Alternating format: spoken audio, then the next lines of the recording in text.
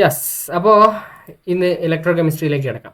Electro chemistry എന്ന് പറയുന്നത് കെമിസ്ട്രീൻ്റെ +2 second ചാപ്റ്ററാണ്. അതേപോലെ അത്യാവശ്യം വെയിറ്റേജ് ഉള്ളൊരു ചാപ്റ്റർ തന്നെയാണ്. അപ്പോൾ പെട്ടെന്ന് ഓർഗാനിക് വിട്ട് കഴിഞ്ഞാൽ ഇനോർഗാനിക്കിൽ പെട്ടെന്ന് സ്കോർ ചെയ്യാൻ കഴിയുന്നൊരു ചാപ്റ്ററാണ്. അപ്പോൾ അതിലേക്ക് നോക്കിക്കഴിഞ്ഞാൽ ആദ്യം തന്നെ ഇതിൽ പഠിക്കാനുള്ളത് ഇലക്ട്രോ കെമിക്കൽ സെൽ അല്ലെങ്കിൽ ഗാൽവാനിക് സെൽ, രണ്ടും ഒരേ സാധനമാണ്. ഇതിൻ്റെ രണ്ട് പേരുകളാണ്. ഇത് സൂചിപ്പിക്കുന്നത് എന്താണെന്ന് വെച്ചാൽ ഒരു device which convert chemical energy into electrical energy. സിമ്പിളായിട്ട് പറയുകയാണെങ്കിൽ നമ്മൾ സാധാരണ ഉപയോഗിക്കാറുള്ള ബാറ്ററി എന്താ സംഭവിക്കുന്നത് വെച്ചാൽ നമ്മളത് കാണുന്നില്ല, പക്ഷേ അതിൻ്റെ ഉള്ളിൽ ഒരു കെമിക്കൽ റിയാക്ഷൻ നടന്നിട്ട് അതിൻ്റെ ഉള്ളിൽ നിന്ന് കറണ്ട് പുറത്ത് വരിക ചെയ്യുന്നത്. ആ ചാർജ്, ആ വോൾട്ടേജ് ഉപയോഗിച്ചിട്ടാണ് നമ്മൾ പല ഉപകരണങ്ങളും പ്രവർത്തിപ്പിക്കുന്നത്. അത് ഒരു ഇലക്ട്രോ കെമിക്കൽ സെല്ലിന് എക്സാമ്പിളാണ്. പക്ഷേ ആ ബാറ്ററി എന്നൊക്കെ പറയുന്ന ചെറിയ സാധനം അതിനെ നമ്മൾ വലുതാക്കി ഇങ്ങനത്തെ ബീക്കറിൽ മനസ്സിലാവുന്ന തരത്തിൽ റെപ്രസെൻറ്റ് ചെയ്ത് കഴിഞ്ഞാൽ ഇങ്ങനെ ഉണ്ടാവും. അപ്പോൾ electro chemical cell or galvanic cell എന്താണെന്ന് വെച്ചാൽ അതിൻ്റെ ഡെഫിനേഷൻ എഴുതുക: A device that convert chemical energy into electrical energy. Okay, അപ്പോൾ ഇതാണ് സംഭവം. എന്ന് പറഞ്ഞാൽ രണ്ട് ബീക്കർ ഉണ്ടാവും, രണ്ടിലും രണ്ട് തരത്തിലുള്ള സൊല്യൂഷൻ ഉണ്ടാവും. ഓരോ സൊല്യൂഷനിലും അതിന് കറസ്പോണ്ടിങ് ആയിട്ടുള്ള ഒരു മെറ്റൽ റോഡ് ഉണ്ടാവും, ഇലക്ട്രോഡ് എന്നാണ് അതിന് പറയുക. ഓക്കെ, പിന്നെ ഈ ഇലക്ട്രോഡിനെ തമ്മിൽ യോജിപ്പിക്കുന്ന ഒരു വയർ ഉണ്ടാവും. അവിടെ നമ്മൾ ഒരു വോൾട്ട് മീറ്റർ ഒക്കെ വെച്ചിട്ട് അളക്കാറുണ്ട്, എത്ര കറണ്ട് ഒഴുകുന്നുണ്ട് എന്നൊക്കെ. വോൾട്ടേജ് അളക്കുന്ന വോൾട്ട് മീറ്ററായി കാണിക്കുന്നത്. ഓക്കെ, പിന്നെ ഈ ഒരു സംഭവം എന്ന് പറയുന്നത് സോൾട്ട് ബ്രിഡ്ജ്, ഉപ്പ് പാലം എന്നൊക്കെ പറയും. ഇത് ആ ഒരു സർക്യൂട്ട് നിലനിർത്തുന്നതിന് വേണ്ടിയുള്ള ഒരു പരിപാടിയാണ്. അതിലേക്കൊന്നും ആഴത്തിൽ പോകണ്ട, ജസ്റ്റ് ഈ ഒരു സംഭവം ഒന്ന് മനസ്സിലാക്കി വെക്കുക. ഇതിലാണ് ഇലക്ട്രിസിറ്റി ജനറേറ്റ് ആവുന്നത്. ഓക്കെ, അപ്പോൾ ഇതിൽ ഞാൻ ഉപയോഗിക്കുന്ന ഇലക്ട്രോഡുകൾ ഞാൻ കറക്റ്റായിട്ട് അതിനൊരു പേരിട്ട് പറയുകയാണെങ്കിൽ ഇത് സിങ്കും ഇത് കോപ്പറും ആയിരിക്കും. അങ്ങനെ ഞാൻ പറയുകയാണെങ്കിൽ അതിന് ഇലക്ട്രോ കെമിക്കൽ സെല്ലിന് അതിനൊരു പേരുണ്ട്, അതാണ് ഡാനിയൽ സെല്ല്. അപ്പോൾ ഡാനിയൽ സെല്ലിലേക്ക് വരികയാണെങ്കിൽ അതിൻ്റെ ആനോഡ് സിങ്ക് ആയിരിക്കും, കാഥോഡ് കോപ്പർ ആയിരിക്കും, Cu.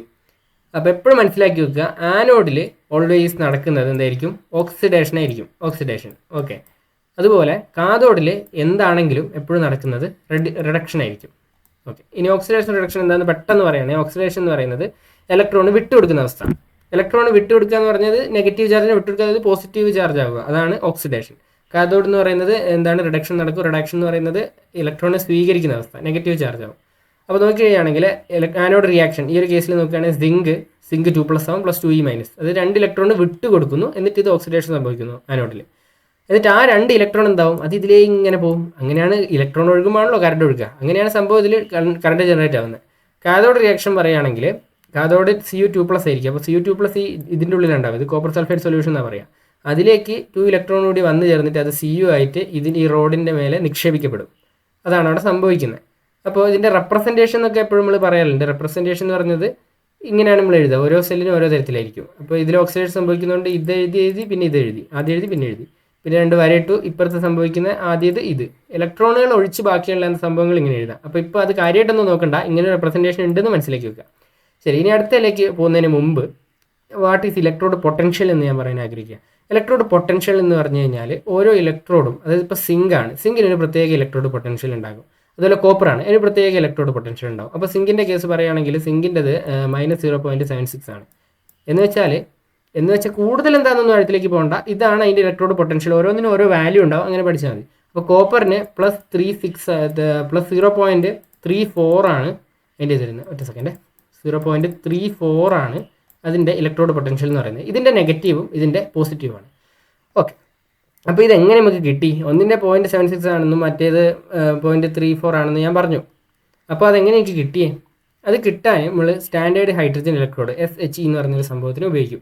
സംഭവം സിമ്പിളാണ്. അതായത് ഒരു ബീക്കർ, ഒരു ഡിവൈസ് തന്നെയാണ്. അതിൻ്റെ ഉള്ളിൽ HCl ഉണ്ടാവും, പിന്നെ പ്ലാറ്റിനം ഉണ്ടാവും, പ്ലാറ്റിനത്തിൻ്റെ റോഡ് ഉണ്ടാവും, പിന്നെ ഇതിലേക്ക് മെല്ലെ ഹൈഡ്രജൻ അടിച്ച് കയറ്റും. അങ്ങനെയൊക്കെ ചെയ്യുമ്പോൾ അത് സ്റ്റാൻഡേർഡ് കണ്ടീഷനിലായിരിക്കും ഉണ്ടാവുക. 1 മോളാർ കോൺസെൻട്രേഷൻ ആയിരിക്കും HCl ഉണ്ടാവുക. അങ്ങനത്തെ ഒരു കേസ് എടുത്തു കഴിഞ്ഞാൽ അതാണ് SHE, സ്റ്റാൻഡേർഡ് ഹൈഡ്രജൻ ഇലക്ട്രോഡ്. ഇതിൻ്റെ പൊട്ടൻഷ്യൽ എന്ന് പറയുന്നത് 0 ആണ് എപ്പോഴും. അത് 1 വേർഡ് ആണെങ്കിലും ചോദിക്കും, ചിലപ്പോൾ മൾട്ടിപ്പിൾ ചോയ്സിൽ ഒരു സ്റ്റാൻഡേർഡ് ഇലക്ട്രോഡ് പൊട്ടൻഷ്യൽ അല്ല, സ്റ്റാൻഡേർഡ് ഹൈഡ്രജൻ ഇലക്ട്രോഡിൻ്റെ പൊട്ടൻഷ്യൽ എന്തെന്ന് ചോദിച്ചു കഴിഞ്ഞാൽ 0 എന്ന് പറയാൻ കഴിയണം. Okay, it can act as both anode and cathode. അത് നമ്മൾ വേറൊരു സംഭവത്തിൻ്റെ കൂടെ, വേറൊരു ഇലക്ട്രോണിൻ്റെ കൂടെ കൂട്ടിച്ചേർക്കുമ്പോഴാണ്, ഈ SHE കൂട്ടുമ്പോഴാണ് എന്താവുന്നത്, ഒരു ഇതുണ്ടാവുന്നത്, എന്ത് ഗാൽവാനിക് സെല്ല് ഉണ്ടാവുന്നത്. അപ്പോൾ അങ്ങനെ ഒരു സംഭവം ഉണ്ടാകുമ്പോൾ അതിന് ചിലത് നമ്മൾ ചേർക്കുന്നതിന് ഇലക്ട്രോഡ് പൊട്ടൻഷ്യൽ കുറഞ്ഞ സാധനമാണെങ്കിൽ അത് ആനോഡായിട്ടോ അല്ലെങ്കിൽ കാഥോഡായിട്ടോ ആക്ട് ചെയ്യും. അപ്പോൾ ഈ സംഭവം എന്തിൻ്റെ കൂടെ ചേർത്താലും അതിനൊന്നെങ്കിൽ ആനോഡ് അല്ലെങ്കിൽ കാഥോഡ് ആകാൻ പറ്റും. മറ്റേതിന് അങ്ങനെ പറ്റൂല, ഒന്നെങ്കിൽ ആനോഡ് അല്ലെങ്കിൽ കാഥോഡ്. പക്ഷേ ഇതിന് രണ്ടും ആകാൻ കഴിയും. അതാണ് ഈ അഥവാ സ്റ്റാൻഡേർഡ് ഹൈഡ്രജൻ ഇലക്ട്രോഡിൻ്റെ പ്രത്യേകത. ഓക്കെ, ഇത് സംഭവം മെഷർ ചെയ്യുന്ന ഇത്രയേ ഉള്ളൂ. ഇപ്പോൾ ഞാൻ സിങ്കിൻ്റെ കൂടെ സിങ്ക് ഒരു ബീക്കറിലെടുത്തു. ഇപ്പുറത്തെ സംഭവത്തിൽ ഈ SHE സ്റ്റാൻഡേർഡ് ഹൈഡ്രജൻ ഇലക്ട്രോഡ് എടുത്തു. അങ്ങനെ നോക്കുകയാണെങ്കിൽ ഇതിൽ എത്ര ഇലക്ട്രോഡ് ഇങ്ങോട്ട് മാറി നമുക്ക് മെഷർ ചെയ്ത് കഴിഞ്ഞാൽ അത് 0.76 ഉണ്ടാവും. അപ്പോൾ ഇത് -0 - 0.76 ചെയ്യുമ്പോൾ -0.76 എന്ന് കിട്ടും. അതാണ് ഇതിൻ്റെ പൊട്ടൻഷ്യലായിട്ട് പറയുന്നത്. അതുപോലെ കോപ്പർ ചെയ്ത് കഴിഞ്ഞാൽ +0.34 കിട്ടുകയും ചെയ്യും. ഓക്കെ, അതിനെപ്പറ്റി കൂടുതൽ ആലോചിക്കേണ്ട. അതായത് ഇതിന് ആനോഡായിട്ടും കാഥോഡായിട്ടും പറ്റുമെന്ന് ഞാൻ പറഞ്ഞു. അപ്പോൾ ആനോഡാകുമ്പോൾ കാഥോഡാകുമ്പോൾ 2 സെപ്പറേറ്റ് റിയാക്ഷൻ ഉണ്ടാവുമല്ലോ. ആനോഡാകുമ്പോൾ എന്ന് പറയുന്ന ഓക്സിഡേഷൻ നടക്കുന്നത്. അതെ, ഇത് ഒരു ഇലക്ട്രോൺ വിട്ടു കൊടുത്തിട്ട് ഓക്സിഡേഷൻ്റെ റിയാക്ഷൻ ആയത്. സ്റ്റാൻഡേർഡ് അതുപോലെ കാഥോഡാകുമ്പോൾ അത് റിഡക്ഷൻ നടക്കുന്നു, ഇലക്ട്രോൺ സ്വീകരിച്ചിട്ട് മാറുന്നു. അപ്പോൾ അത് വെറുതെ ഒന്ന് നോക്കി വെച്ചേക്കാം. ഓക്കെ, ഇനി SHEൻ്റെ ഈ റെപ്രസെൻറ്റേഷൻ, നേരത്തെ ഞാൻ ഇതിൻ്റെ റെപ്രസെൻറ്റേഷൻ പറഞ്ഞല്ലോ, അതുപോലെ ഇത് റെപ്രസെൻറ്റ് ചെയ്ത് കഴിഞ്ഞാൽ അത് ആനോഡായിട്ട് ആക്ട് ചെയ്യുമ്പോൾ ഇവിടെ PT എന്ന് പറഞ്ഞാൽ ഞാൻ പറഞ്ഞല്ലോ, പ്ലാറ്റിനം ആ ഒരു ഇതിൽ ഉപയോഗിച്ചിട്ടുണ്ട് സ്റ്റാൻഡേർഡ് ഹൈഡ്രജൻ ഇലക്ട്രോഡിൽ. അതുകൊണ്ടാണ് അത് പറഞ്ഞത്, വേറെ ഒന്നുമില്ല. അപ്പോൾ ഇത് ഓക്സിഡേഷൻ നടക്കുന്ന ഹാഫ്, ഇത് റിഡക്ഷൻ നടക്കുന്ന ഒരു റിയാക്ഷൻ. അപ്പോൾ ആനോഡും കാഥോഡിലും നടക്കുന്നത് എങ്ങനെയാണെന്ന് ഒരു പറയുന്നു. പിന്നെ ഒരു ചോദ്യം ചോദിക്കുകയാണ്, can you store copper sulphate solution in zinc pot? അതായത് ഒരു സിങ്കിൻ്റെ പോട്ട് ഉണ്ടാക്കി അതിൻ്റെ ഉള്ളിൽ കോപ്പർ സൾഫേറ്റിൻ്റെ സൊല്യൂഷൻ ഒഴിച്ച് വെച്ചാൽ നടക്കുമെന്ന് പറയുന്നത്.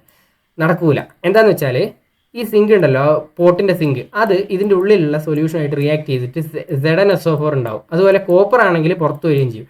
അങ്ങനെയാണെങ്കിൽ ഈ പോട്ടിൽ ഹോൾസ് ഒക്കെ ഉണ്ടായിട്ട് വെള്ളം നശിച്ചു പോകാനുള്ള സാധ്യത കൂടുതലാണ്. അപ്പോൾ അത് കഴിയില്ലെന്നാണ് പറയുന്നത്. ഓക്കെ, അതൊന്നും നോക്കി വെക്കുക. പിന്നെ Nernst equation for cell potential for Daniell cell. ഈ ഡാനിയൽ സെല്ല് ഇതിപ്പോൾ Nernst equation for Daniell cell മാത്രമാണ് എഴുതിയത്. ഇതിപ്പോൾ എന്ത് വേണമെങ്കിലും എഴുതാം. ഇവിടെ നമുക്ക് കിട്ടുന്ന പ്രൊഡക്ട്സ് എന്താണോ ഡിവൈഡ് ബൈ ഇവിടെ കിട്ടുന്ന റിയാക്ഷൻസ് ആക്കി കഴിഞ്ഞാൽ എന്ത് സംഭവത്തിലും നേൺസ്റ്റ് ഇക്വേഷൻ എഴുതാൻ കഴിയും. അപ്പോൾ നേൺസ്റ്റ് ഇക്വേഷൻ എന്ന് പറയുന്നത് വളരെ ഇമ്പോർട്ടൻ്റ് ആയിട്ടുള്ള ഒരു പരിപാടിയാണ്. എന്താണെന്ന് വെച്ചാൽ എല്ലാ പരീക്ഷയ്ക്കും നേൺസ്റ്റ് ഇക്വേഷൻ്റെ ഒരു ചോദ്യം ഉണ്ടാവും. ചിലപ്പോൾ ചോദ്യമായിരിക്കും, ചിലപ്പോൾ അത് എന്താണെന്ന് എഴുതാനായിരിക്കും. എന്താണെങ്കിലും ഈ ഒരു ബേസിക് ഡെഫിനേഷൻ ഉണ്ടല്ലോ, ഇക്വേഷൻ, അത് എഴുതി കഴിഞ്ഞാൽ ഉറപ്പായും മാർക്ക് വീഴും. അപ്പോൾ ഈ സംഭവം എന്തായാലും ഒന്ന് പഠിച്ചു വെച്ചേക്കുക. ഈ ഒരു വാല്യൂ അത് ഒന്ന് പഠിച്ചു വെക്കുക. വേറെ ഇതൊന്നും ചെയ്യാൻ അറിയില്ലെങ്കിലും ഈ വാല്യൂ എങ്കിലും ഒന്ന് പഠിച്ചു വെക്കുക. ഓക്കെ, ഇത് ഡാനിയൽ സെല്ലിൻ്റെ ആണ്. ഓക്കെ, ഇതാരാ? യെസ്, അപ്പോൾ അത് പഠിച്ചു വെക്കുക. അടുത്ത മോളാർ കണ്ടക്ടിവിറ്റി. മോളാർ കണ്ടക്ടിവിറ്റിയിൽ തന്നെയാണ്. ആദ്യം മോളാർ പോട്ടെ. എന്താ കണ്ടക്ടിവിറ്റി? കണ്ടക്ടിവിറ്റി എന്ന് പറഞ്ഞു കഴിഞ്ഞാൽ നമ്മൾ സൊല്യൂഷൻ എടുത്തു, അതിലേക്ക് ഒരു വയറിൽ ഞാൻ കറണ്ട് ഇങ്ങനെ ഒഴിക്കുക, ഇപ്പുറത്ത് കറണ്ട് ഒഴിക്കുകയല്ല, കറണ്ട് ഇങ്ങനെ പ്രവഹിക്കുക, വേറൊരു വയർ വെച്ചിട്ട്. ഇത് തമ്മിൽ കോണ്ടാക്ട് ഒന്നുമില്ല, പക്ഷേ ഇതിൽ വെള്ളമൊക്കെ ഉണ്ട്. അപ്പോൾ വെള്ളത്തിലൂടെ കറണ്ട് ഇങ്ങനെ ഒഴുകൂലേ. അപ്പോൾ അത് എത്രത്തോളം കണ്ടക്ട് ചെയ്യുന്നു എന്നതാണ് കണ്ടക്ടിവിറ്റി. കണ്ടക്ടിവിറ്റി കുറവായ സാധനം മെല്ലെ കണ്ടക്ട് ചെയ്യും, കണ്ടക്ടിവിറ്റി കൂടുതലായ സാധനം കൂടുതൽ കണ്ടക്ട് ചെയ്യും. ഓക്കെ, പിന്നെ conductance of A solution of 1 mole of dissolved electrolyte എന്ന് വെച്ചാൽ മോളാർ കണ്ടക്ടിവിറ്റി എന്ന് പറഞ്ഞാൽ നമ്മളെടുത്ത സംഭവത്തിൻ്റെ മൊളാരിറ്റി 1 മോളാർ ആവുന്ന കേസിൽ അതിൻ്റെ കണ്ടക്ടിവിറ്റി എത്രയാണോ അതാണ് മോളാർ കണ്ടക്ടിവിറ്റി. സിമ്പിളായിട്ട് പറയുകയാണെങ്കിൽ അത് ഒന്നുമില്ല, അത്രേ ഉള്ളൂ. അതിന് വേറെ കൂടുതൽ ഡെഫിനിഷൻ ഒന്നും പറയില്ല. 1 മോളാർ ആവുന്ന സമയത്ത്, മൊളാരിറ്റി 1 മോളാർ ആവുന്ന സമയത്ത് അത് എത്രത്തോളം കണ്ടക്ട് ചെയ്യുന്നതാണ് അതിൻ്റെ കണ്ടക്ടിവിറ്റി. ഓക്കെ, ഇതിൻ്റെ ഒരു ഗ്രാഫ് നമ്മൾ വരച്ച് കഴിഞ്ഞാൽ അതിന് മുമ്പ് പറയാനുള്ള 2 തരത്തിലുള്ള ഇങ്ങനത്തെ എന്തുണ്ടാവും, എന്താ പറയുക, KCl വെയിറ്റ് കിട്ടി. ഇലക്ട്രോലൈറ്റ് 2 തരത്തിലുള്ള ഇലക്ട്രോലൈറ്റ് ഉണ്ട്. ഒന്ന് സ്ട്രോങ് ഇലക്ട്രോലൈറ്റ്, അതായത് ഇത്. പിന്നെ മറ്റൊന്ന് വീക്ക് ഇലക്ട്രോലൈറ്റ്. ഇത് അതിൻ്റെ എക്സാമ്പിളാണ്. അപ്പോൾ ഇത് സംഭവം എന്താണെന്ന് വെച്ചാൽ സ്ട്രോങ് ഇലക്ട്രോലൈറ്റിൽ സംഭവിക്കുന്നത് എന്താണെന്ന് വെച്ചാൽ നമ്മൾ കൂടുതൽ ഈ ഒരു സൊല്യൂഷൻ ഡൈല്യൂട്ട് ആക്കുന്നതിനനുസരിച്ച് കണ്ടക്ടിവിറ്റി കൂടി വരും. അതിപ്പോൾ സ്ട്രോങ്ങിൽ മാത്രമല്ല വീക്കിലും അങ്ങനെ തന്നെയാണ്. 2 സംഭവത്തിലും. അതായത് കൂടുതൽ ഡൈല്യൂട്ട് ആക്കുന്നതിനനുസരിച്ച്, കൂടുതൽ ഡൈല്യൂട്ട് ആക്കുക എന്ന് വെച്ചാൽ ഇപ്പോൾ ഒരു സൊല്യൂഷൻ എടുത്തു, അതിലേക്ക് കൂടുതൽ വെള്ളം കോരി ഒഴിച്ച് കഴിഞ്ഞാൽ എന്ത് ഡൈല്യൂട്ടായി എന്ന് പറഞ്ഞാൽ അതിൻ്റെ ഉള്ളിൽ ഓൾറെഡി ഉണ്ടായിരുന്ന സംഭവത്തിൻ്റെ കോൺസെൻട്രേഷൻ കുറഞ്ഞു. അതായത് കൂടുതൽ ഞാൻ ഡൈല്യൂട്ട് ആക്കും തോറും കോൺസെൻട്രേഷൻ കുറയുക ചെയ്യുന്നത്. അപ്പോൾ ഇങ്ങോട്ടാണല്ലോ കോൺസെൻട്രേഷൻ കുറയുന്നത്. അപ്പോൾ കൂടുതൽ ഡൈല്യൂട്ട് ആക്കുന്നതനുസരിച്ച് കോൺസെൻട്രേഷൻ കുറഞ്ഞ് 0ൻ്റെ അടുത്തേക്ക് എത്താറാകുമ്പോൾ അതെന്താവും, അതിൻ്റെ കണ്ടക്ടിവിറ്റി കൂടി വരും. അപ്പോൾ അവിടെ മനസ്സിലാക്കേണ്ട ഒരു ടേം ലിമിറ്റിംഗ് മോളാർ കണ്ടക്ടിവിറ്റി. അതായത് maximum value of molar conductivity when concentration approaches 0. അതായത് ഇൻഫിനിറ്റ് ഡൈല്യൂഷൻ ഞാൻ ചെയ്ത് കഴിഞ്ഞാൽ കോൺസെൻട്രേഷൻ 0-ലെത്തും. ആ ഒരു പോയിന്റ് നോക്കുകയാണെങ്കിൽ അതിൻ്റെ കണ്ടക്ടിവിറ്റി ഇപ്പോൾ KCl എടുക്കുകയാണെങ്കിൽ അത് ഈ ഗ്രാഫിൽ ഇവിടെ മുട്ടും നമുക്ക് പറയാം. അപ്പോൾ KCl പോലത്തെ സംഭവത്തിൽ നമുക്ക് ഗ്രാഫ് വെച്ചിട്ട് കണ്ടുപിടിക്കാൻ കഴിയും. അതായത് സ്ട്രോങ് ഇലക്ട്രോലൈറ്റിൻ്റെ, KCl പോലത്തെ സ്ട്രോങ് ഇലക്ട്രോലൈറ്റിൻ്റെ ലിമിറ്റിംഗ് മോളാർ കണ്ടക്ടിവിറ്റി ഗ്രാഫ് ഉപയോഗിച്ച് കണ്ടുപിടിക്കാം. പക്ഷേ വീക്ക് ഇലക്ട്രോലൈറ്റ് ഇതുപോലത്തെ, അതായത് CH3COH അസറ്റിക് ആസിഡ് പോലത്തെ സംഭവം എടുത്തു കഴിഞ്ഞാൽ എന്താ സംഭവിക്കുക എന്ന് വെച്ചാൽ ഈ കോൺസെൻട്രേഷൻ കുറയുന്നതിനനുസരിച്ച് ആദ്യം ലീനിയറായിട്ട് പോകും, പിന്നെ ഇങ്ങനെ ഒരു വല്ലാത്ത മാതിരിയൊക്കെ പോകും ഗ്രാഫ്. അപ്പോൾ നമുക്ക് ഒരിക്കലും അങ്ങനെ പറയാൻ കഴിയില്ല, ഗ്രാഫ് വെച്ചിട്ട് പറയാൻ കഴിയില്ല. അപ്പം അതിനൊരു പരിഹാരം വേണ്ടേ? ഓക്കെ, അതിനൊരു പരിഹാരം കൊണ്ടുവന്നതാണ് ആര്? കോളറാഷസ് ലോ. ഓക്കെ, ഈ സംഭവം ഒന്ന് വെറുതെ വായിച്ചു നോക്കിയാൽ മതി. ഇത് പറഞ്ഞ സംഭവം തന്നെയാണ്. ഓക്കെ, കോളറാഷസ് ലോയിലേക്ക് വരികയാണെങ്കിൽ it states the limiting molar conductivity of an electrolyte is sum of limiting molar conductivities of cations and anions. അതായത് അതൊന്ന് എഴുതി കഴിഞ്ഞ് കഴിഞ്ഞാൽ, ഓക്കെ സോറി ഹാൻഡ് റൈറ്റിംഗ് ഒക്കെ ഇങ്ങനെ ആയിപ്പോയി. സംഭവം പറയുന്നത് ഈ ലിമിറ്റിംഗ് മോളാർ കണ്ടക്ടിവിറ്റി നമ്മൾ λ0 കൊണ്ടാണ് സൂചിപ്പിക്കുന്നത്. അതാണ് ഇതിൻ്റെ സിമ്പൽ. അപ്പം ലാംഡ സീറോ. അപ്പോൾ നമ്മൾ പറയുന്ന സംഭവം ഈ സംഭവം എന്ന് വിചാരിച്ചോ, അതായത് ഇതൊരു വീക്ക് ഇലക്ട്രോലൈറ്റാണ്, അസിറ്റിക് ആസിഡ് എന്ന് പറയുന്നത് CH3COOH.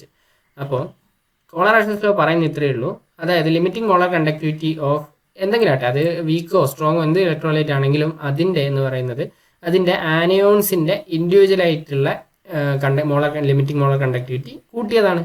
സിമ്പിളായിട്ട് പറയുകയാണെങ്കിൽ CH3COOH എന്തൊക്കെയുണ്ട്? CH3CO മൈനസ് എന്നൊരു അയോൺ ഉണ്ട്, മൈനസ് അയോൺ, പിന്നെ ഇത് ആനയോൺ, ഇത് കാറ്റയോൺ, H+ എന്നുള്ള കാറ്റയോൺ ഉണ്ട്. ഇത് ചേരുമ്പോഴാണ് അത് ഉണ്ടാകുന്നത്. അപ്പോൾ ആ ഒരു സംഭവം രണ്ടും വെവ്വേറെ നമുക്ക് അറിയെങ്കിൽ അത് തമ്മിൽ കൂട്ടിക്കഴിഞ്ഞാൽ CH3COOHൻ്റെ ലിമിറ്റിംഗ് മോളാർ കണ്ടക്ടിവിറ്റി കിട്ടും. അതാണ് കോളറേഷൻസ് ലോ പറയുന്നത്. വലിയൊരു പ്രശ്നം സോൾവ് ആയി. കാരണം നമുക്ക് ഗ്രാഫ് വഴി ഒരിക്കലും ആ ഒരു ലിമിറ്റിംഗ് മോളാർ കണ്ടക്ടിവിറ്റി ഓഫ് വീക്കിൻ്റെ പറയാൻ കഴിയില്ലായിരുന്നു.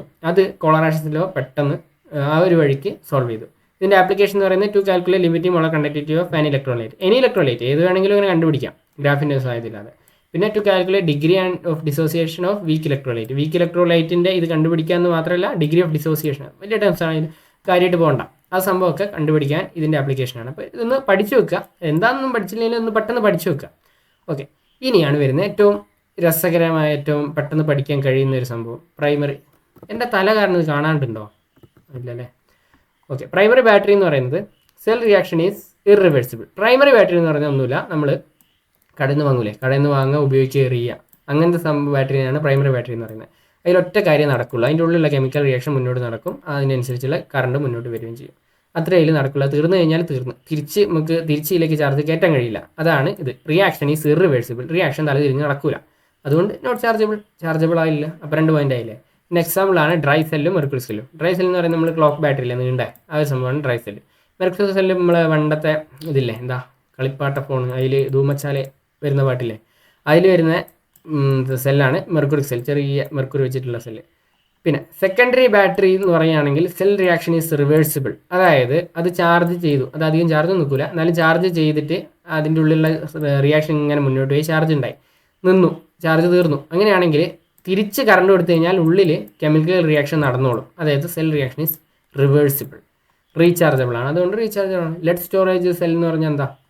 അത് നമ്മളെ ബാറ്ററിയിൽ ഉപയോഗിക്കുന്നില്ല, കാറിലൊക്കെ ഉപയോഗിക്കുന്ന ഒരു ബാറ്ററിയാണ് ലെഡ് സ്റ്റോറേജ് സെല്ല്, റീചാർജ് ആയിക്കോളും. പിന്നെ നിക്കൽ കാഡ്മിയം സെൽ എന്ന് പറയുന്നത് വേറെ സെല്ലാണ്, റീചാർജബിൾ ആണ്. പിന്നെ അത് അടുത്ത കാലത്തൊന്നും അധികം ഉപയോഗത്തിലില്ല. പണ്ടത്തെ ചിലർക്ക് ഓർമ്മ ഉണ്ടെങ്കിൽ ഇങ്ങനത്തെ ഒരു ഇതുണ്ടായിരുന്നു, എന്താ ഇതിന് പറയുക, ടോർച്ച്. അപ്പോൾ അതിലൊക്കെ പണ്ട് ഉപയോഗിച്ചിരുന്ന ഒരു സെല്ലാണ് ഈ ഒരു nickel cadmium cell.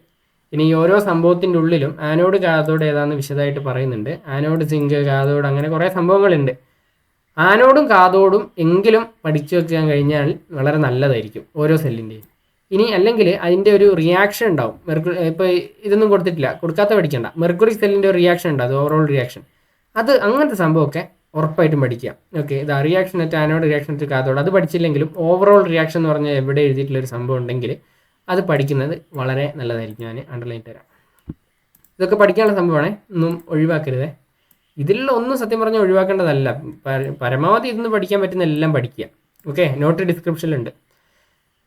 Fuel cell എന്ന് പറയുന്നത് ഇക്കാലത്ത് ഒരു തരംഗം സൃഷ്ടിക്കാൻ പറ്റുന്ന ഒരു സെല്ലാണ്. ഫ്യൂവൽ സെൽ എന്ന് പറഞ്ഞാൽ സിമ്പിളായിട്ട് നമ്മൾ ഹൈഡ്രജൻ, ഓക്സിജൻ പോലുള്ള സംഭവങ്ങളെ കമ്പസ്റ്റൻ കാരണം ഉണ്ടാകുന്ന എനർജീനെ ഡയറക്റ്റ്ലി ഇലക്ട്രിക്കൽ എനർജി ആക്കാനുള്ള സംഭവം. അതായത് ഗാൽവാനിക് സെൽ എന്നൊരു വാക്ക് ഇവിടെ പറയേണ്ട കാര്യമില്ല.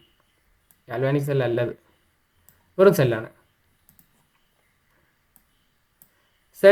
Cells which convert energy produced by combustion of fuels കത്തി ഉണ്ടാകുന്ന എനർജീനെ directly into chemical energy അല്ല, ഇലക്ട്രിക്കൽ എനർജിയിലേക്കാണ് മാറ്റുന്നത്. അത് ഞാൻ ഇട്ട് തരാം. വെയിറ്റ്. ഓക്കെ, ഇലക്ട്രിക്കൽ എനർജി ആക്കിയിട്ടുണ്ട്. കെമിക്കൽ എനർജീനെ ഇലക്ട്രിക്കൽ എനർജി ആക്കാൻ കഴിവുള്ള സംഭവമാണ് ഫ്യൂവൽ സെൽ. കെമിക്കൽ എനർജി പോട്ടെ, ഫ്യൂവലിൻ്റെ കമ്പസ്റ്റൻ വഴി ഉണ്ടാകുന്ന എനർജീനെ ഇലക്ട്രിക്കൽ എനർജി ആക്കാൻ കഴിയുന്നു. എക്സാമ്പിളാണ് H2O2 fuel cell. H2O2 fuel cell സംഭവിക്കുന്നതെന്ന് വെച്ചാൽ ഹൈഡ്രജൻ, ഓക്സിജൻ ഇതെല്ലാം ഫ്യൂവൽ സെല്ലിലേക്ക് വരുന്നു, കത്തുന്നു. അപ്പോൾ കത്തിയിട്ടുണ്ടാകുന്ന എനർജി ഡയറക്റ്റ്ലി ഇലക്ട്രിക്കൽ എനർജി ആയിട്ട് മാറുന്നു. അപ്പം ആ സംഭവത്തിൻ്റെ ഡീറ്റെയിൽ ആയിട്ടുള്ള സംഭവമൊക്കെ കൊടുത്തിട്ടുണ്ട്. ഇതിൽ ഉപയോഗിക്കുന്ന ഈ consist of porous carbon electrode, അതായത് ഓട്ടയുള്ള കാർബൺ ഇലക്ട്രോഡാണ് ഉപയോഗിക്കുന്നത്. H2O2 ഇഞ്ചെക്ട് ചെയ്യുന്നുണ്ട് ബബിൾഡ് ത്രൂ അതിൻ്റെ ഉള്ളിൽ കൂടി. അപ്പോൾ ഉണ്ടാകുന്ന ആനോഡിൽ ഉണ്ടാകുന്ന റിയാക്ഷൻ ഇത്, കാഥോഡിൽ ഉണ്ടാകുന്ന റിയാക്ഷൻ ഇത്. ഓവറോൾ റിയാക്ഷൻ ഒരു കാരണവശാലും വിടരുത്, പഠിച്ചിട്ട് പോയാൽ മതി. ഓക്കെ, ഇത് ഉറപ്പായും വരുവിടാ, അതുകൊണ്ടാണ്. ഓക്കെ, പിന്നെ അഡ്വാൻറ്റേജസ് എന്ന് പറയുന്നത് തീർച്ചയായും പഠിക്കുക, കാരണം ആ 2 പോയിന്റേ ഉള്ളൂ. ദേ ആർ പൊല്യൂഷൻ ഫ്രീ, അതൊന്നും ഒരു തരത്തിലുള്ള പൊല്യൂഷൻ ഉണ്ടാകുന്നില്ല. അപ്പോൾ ചിലർക്ക് സംശയം ഉണ്ടാവും, ഹൈഡ്രജൻ ഓക്സിജൻ ഇതെല്ലാം കമ്പസ്റ്റൺ അല്ലേ, കത്തുമ്പോൾ പുക ഉണ്ടാവില്ലേ, ഒരു തേങ്ങ ഉണ്ടാവില്ല. കാരണം എന്താണെന്ന് വെച്ചാൽ ഹൈഡ്രജനും ഓക്സിജനും കത്തിക്കഴിഞ്ഞാൽ ഒരു പുക ഉണ്ടാവില്ല. ഈ നമ്മൾ പറയുന്ന ഫ്യൂവൽ പറയില്ല, അതായത് എന്താ ഈതയിൽ അതൊന്നും കുഴപ്പമില്ല. അതിൻ്റെ അപ്പുറത്തേക്ക് കൂടുതൽ കാർബൺ വരികയാണെങ്കിലാണ് പ്രശ്നം വരുന്നത്. അതായത് നമ്മൾ പെട്രോൾ ഡീസലൊക്കെ കത്തുന്ന പോലെയല്ല, ഹൈഡ്രജൻ കത്തിക്കഴിഞ്ഞാൽ ഒരു പുകയും വരില്ല. അപ്പോൾ അത് പൊല്യൂഷൻ ഫ്രീ ആണ്. പിന്നെ അത് ഹൈലി എഫിഷ്യൻറ്റ്, വളരെ എഫിഷ്യൻ്റ് ആയ സംഭവം അത്. ഓക്കെ, അത് രണ്ടും പഠിച്ചു കഴിഞ്ഞാൽ ഇനി electro chemical theory of corrosion. Corrosion എന്ന് പറഞ്ഞു കഴിഞ്ഞാൽ മലയാളത്തിൽ ലോഹനാശനം എന്ന് പറയും, ലോഹങ്ങളുടെ നാശനം. ഓക്കെ, ഈ റസ്റ്റിംഗ് ഓഫ് അയൺ എന്ന് പറയുന്നത് ഇരുമ്പ് തുരുമ്പിക്കലില്ല, റസ്റ്റിംഗ് എന്ന് പറയുന്നത് തുരുമ്പിക്കൽ എന്നർത്ഥം. ഇരുമ്പിൻ്റെ കൊറോഷനാണ് റസ്റ്റിംഗ് എന്ന് പറയുന്നത്, ഇരുമ്പിൻ്റെ നാശനമാണ് റസ്റ്റിംഗ് എന്ന് പറയുന്നത്. അപ്പോൾ റസ്റ്റിങ്ങിൽ സംഭവിക്കുന്നത് എന്താണെന്ന് വെച്ചാൽ ഇവിടെ കൊടുത്തിട്ടുണ്ട്. ഒന്നുമില്ല, സംഭവം എന്താണെന്ന് വെച്ചാൽ റസ്റ്റ് ഉണ്ടാകുന്നത്, അതായത് ഒരു പ്യൂർ ആയിട്ടുള്ള ഒരു അടിപൊളി കടയിൽ നിന്ന് ഞാൻ വാങ്ങി വെച്ചൊരു ഫെറസാന്ന് വിചാരിച്ചോ, ഇരുമ്പിൻ്റെ എന്തെങ്കിലും, ഇരുമ്പിൻ്റെ ഒരു ആഭരണം എന്ന് വിചാരിച്ചോ, ആഭരണം ഉണ്ടാവില്ല, ഇരുമ്പിൻ്റെ എന്തെങ്കിലും പാത്രം മറ്റുമെന്ന് വിചാരിച്ചോ. തുടക്കത്തിൽ നല്ല ഷൈനി, നല്ല രസമായിരിക്കും. പിന്നെ കുറേ കഴിയുമ്പോൾ ഇതിലിങ്ങനത്തെ ഒരു റഫായിട്ടുള്ള, അറിയാമല്ലോ, മറ്റേ കൊറോഷൻ സംഭവിക്കും, അതായത് തുരുമ്പ് പിടിക്കാൻ തുടങ്ങും. അപ്പോൾ തുരുമ്പ് എന്ന് പറയുന്നത്, ഇതിന് നാശനം എന്ന് പറയുന്നത് ഓക്സിജൻ, അതുപോലെ അന്തരീക്ഷത്തിലുള്ള മോയ്സ്ചർ, ഇതെല്ലാം ഇതിൻ്റെ മേലെ പറ്റി പിടിച്ചിട്ട് ഒരു പ്രത്യേക റിയാക്ഷൻ നടക്കുമ്പോഴാണ് സംഭവം ഉണ്ടാകുന്നത്. അപ്പോൾ അങ്ങനത്തെ ഒരു റിയാക്ഷനിൽ ആനോഡ് എന്ന് പറയുന്നത് പ്യൂർ ആയിട്ടുള്ള സംഭവമായിരിക്കും, കാഥോഡ് എന്ന് പറയുന്നത് ഇംപ്യൂർ ആയിട്ടുള്ള ആ ഒരു മോയ്സ്ചർ എല്ലാം കലർന്നിട്ടുള്ള ആ ഒരു പുറംഭാഗമായിരിക്കും ഉദ്ദേശിക്കുന്നത്. ഓക്കെ, ഇനി ഇതിനെ എങ്ങനെ പ്രിവെൻറ്റ് ചെയ്യാമെന്നാണ് അടുത്ത് പറയുന്നത്. എന്തിനാ? കൊറോഷനെ പ്രിവെൻറ്റ് ചെയ്യുന്ന എളുപ്പമാണ്. ആകെ ഇതിൽ 2 വഴിയേ പറയുന്നുള്ളൂ, ഒരു വഴി ഞാൻ കൂട്ടിച്ചേർക്കാം. അതായത് covering the surface with oil or paint. അതായത് ഒരു സർഫസ്, അതിൻ്റെ മേലെ ഇപ്പോൾ സൈക്കിളില്ല, സൈക്കിളിലൊക്കെ പെയിന്റ് അടിക്കുന്ന രസത്തിന് വേണ്ടി മാത്രമല്ല, അത് പെയിന്റ് അടിച്ച് കഴിഞ്ഞാൽ തുരുമ്പിക്കൂല, അങ്ങനത്തെ പെയിന്റ് ഒക്കെ അടിച്ച് കഴിഞ്ഞാൽ. അപ്പോൾ അതിന് വേണ്ടിയാണ് അത് അടിക്കുന്നത്. അപ്പോൾ പെയിന്റ് അടിക്കുക, എന്തെങ്കിലും ഒരു പെയിന്റ്, അല്ലെങ്കിൽ അതിനനുസരിച്ചുള്ള ഇതുണ്ട്, കോട്ടിംഗ് ഒക്കെ ഉണ്ടാവും, അങ്ങനത്തെ ഓയിൽ പെയിന്റ് ഒക്കെ ഉപയോഗിക്കാം. പിന്നെ ഗാൽവനൈസേഷൻ എന്ന് പറയുന്ന ഒരു തരത്തിലുള്ള കോട്ടിംഗ് ആണ്. പക്ഷേ കോട്ടിംഗ് സ്പെസിഫിക്കലി പറഞ്ഞിട്ടുണ്ട്, coating of iron with zinc. ഇരുമ്പിൻ്റെ മേലെ സിങ്ക് എന്ന് പറഞ്ഞൊരു മെറ്റൽ ഉണ്ട്, അതിങ്ങനെ അടിക്കുകയാണെങ്കിൽ, പൂശുകയാണെങ്കിൽ അതിനെയാണ് ഗാൽവനൈസേഷൻ എന്ന് പറയുന്നത്. മൂന്നാമത്തെ പോയിന്റ്, മൂന്നാമത്തെ എഴുതി ചേർത്തിട്ടുണ്ട് കാഥോഡിക് പ്രൊട്ടക്ഷൻ. കാഥോഡിക് പ്രൊട്ടക്ഷൻ എന്ന് ഉദ്ദേശിക്കുന്നതെന്ന് വെച്ചാൽ, നമുക്കിപ്പോൾ ഈ ഒരു മെറ്റലിനെ കൊറോഷനിൽ നിന്ന് സംരക്ഷിക്കണം എന്ന് വിചാരിച്ചു. അങ്ങനെയാണ് ഞാൻ ഇതിന് ഒരു വയർ എടുത്തിട്ട് കുറച്ചുകൂടി ഇതിനേക്കാളും റിയാക്ടിവിറ്റി കൂടിയൊരു മെറ്റൽ, ഫോർ എക്സാമ്പിൾ പറയുന്നത് സിങ്കോ, അങ്ങനത്തെ കൂടുതൽ റിയാക്റ്റീവ് ആയിട്ടുള്ള മെറ്റലുമായിട്ട് ഒരു വയർ വെച്ച് കണക്ട് ചെയ്യും. അപ്പോൾ ഇതെന്താവും? ഇത് കാഥോഡായി മാറും. കൂടുതൽ റിയാക്ട് ചെയ്യുന്ന ഈ ഒരു സംഭവം ഉണ്ടല്ലോ, അത് ആനോഡാവും. അപ്പോൾ ആദ്യം റിയാക്ഷൻ നടത്തിയിട്ട് നശിക്കുക ആനോഡാണ്. ആനോഡ് ഫുള്ള് ഇല്ലാണ്ടായി പോയി കഴിഞ്ഞാൽ മാത്രമേ കാഥോഡിൽ എന്തെങ്കിലും പ്രശ്നം വരും. അപ്പോൾ ഇതൊരു കാഥോഡായിട്ട് സംരക്ഷിക്കപ്പെട്ടു, അതാണ് കാഥോഡിക് പ്രൊട്ടക്ഷൻ. അതൊരു കാഥോഡിനെ പോലെ ആക്ട് ചെയ്ത് കാഥോഡായിട്ട് പ്രൊട്ടക്ട് ചെയ്യപ്പെട്ടു, that is called cathodic protection. Okay, 1 ഫാരഡേൻ്റെ വാല്യൂ ഇവിടെ കൊടുത്തിട്ടുണ്ട്, ഇതിൻ്റെ ആവശ്യം ഇപ്പോൾ ഇല്ല. 1 ഫാരഡേ എന്ന് പറയുന്നത് നമ്മൾ നോൺ സ്റ്റിക്ക് ഇക്വേഷനിൽ ഉപയോഗിക്കേണ്ടിയിരുന്ന ഒരു സംഭവമായിരുന്നു. ഇതിൻ്റെ വാല്യൂ എന്ന് പറയുന്നത് 96500 ആയിരുന്നു. ഓക്കെ, അപ്പോൾ ഓൾ ദ ബെസ്റ്റ്, അടുത്ത ക്ലാസ് കാണാം.